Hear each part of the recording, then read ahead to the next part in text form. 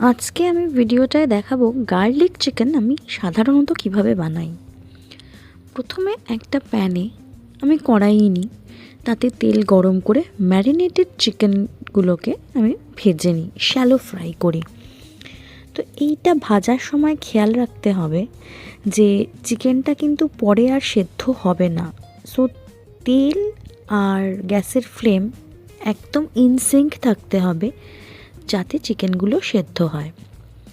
তাই চিকেনগুলো যখন ভাজা হচ্ছে তখন অন্যদিকে আমি যেটা করি সেটা হচ্ছে একটুখানি গার্লিক আর গ্রিন চিলিস একসাথে চপ করে নিই।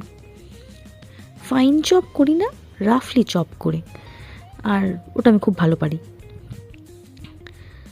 ওটা কাটতে কাটতেই চপ করতে করতেই চিকেনগুলো ফ্রাই করা হয়ে যায়, সেগুলো তুলে নিই। এবার চিকেনগুলো তোলা হয়ে গেলে সেই তেলটার মধ্যেই দিয়ে দেবো হচ্ছে চপ করে রাখা ওই গার্লিক আর গ্রিন চিলিসগুলো দিয়ে খুব ভালোভাবে ওটাকে ভাজতে হবে।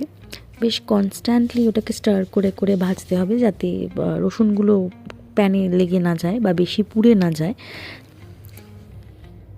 এটা ভাজা হয়ে গেলে আমি তাতে দিয়ে দিই একটু আজিনোমোটো, অ্যান্ড আজিনোমোটো ইজ সেফ।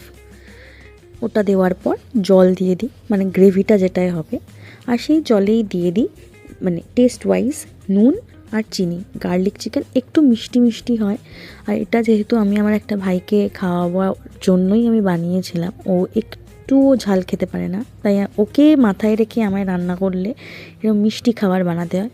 যাই হোক, ওই জল টল দেওয়ার পর তাতে দিয়ে দিয়েছিলাম চিলি ভিনিগার। বাড়িতেই ভিনিগারের বোতলে আমি কাঁচা লঙ্কা কেটে রেখে দিই।